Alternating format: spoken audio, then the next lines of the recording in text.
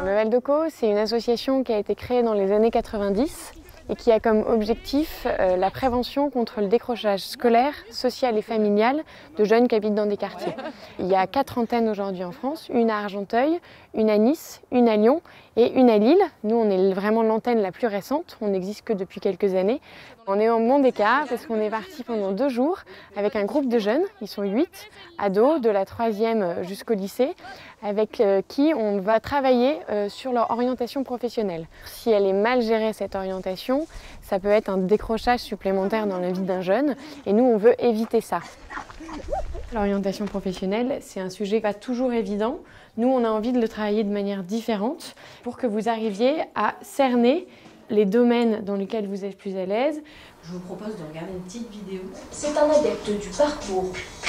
Pour Tom, le parcours permet aussi de s'affranchir de certaines règles. Dans une société où on est entouré de barrières, nous on passe notre temps à les franchir, sans pour autant dégrader les lieux ou quoi que ce soit. Dans tous les jeux qu'on met en place, on essaye aussi toujours de relever des défis.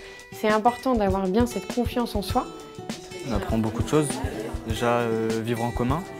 On apprend aussi des règles à respecter dans la vie de tous les jours. Respecter les personnes. On rigole bien en plus. C'est ça qui est cool le Valdeco. Ouais, ça va, on s'amuse bien. Il y a une bonne ambiance. On se connaît tous.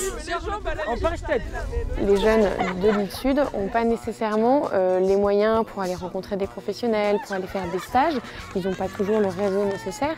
Donc nous, on va les aider. On a appelé ça le parcours OSE et on va leur proposer différents moments dans l'année, des ateliers de développement personnel, des visites d'entreprise, des rencontres avec des professionnels.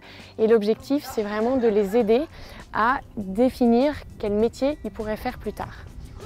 Ce que je vous propose maintenant, c'est d'aller faire ce travail de CV avec les salariés de Decathlon. Une fois par an, au mois de juin, on les accueille pour faire du sport. Ce sont des belles personnes souvent, mais qui ne savent pas mettre forcément en avant ce qu'ils sont.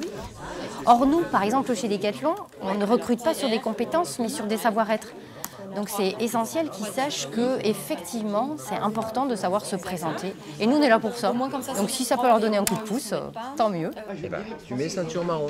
Decathlon, c'est une grande marque internationale. Et partout, il y a beaucoup de gens qui aiment le sport. J'en fais partie. Du coup, ouais, CV à Decathlon, ouais, c'est cool. Normalement, on met le nom en majuscule. Le sport aussi, c'est bien. Ouais. Mais ça aussi, c'est bien, ça va. On apprend à faire un CV, ça va nous servir en plus. Ça va servir.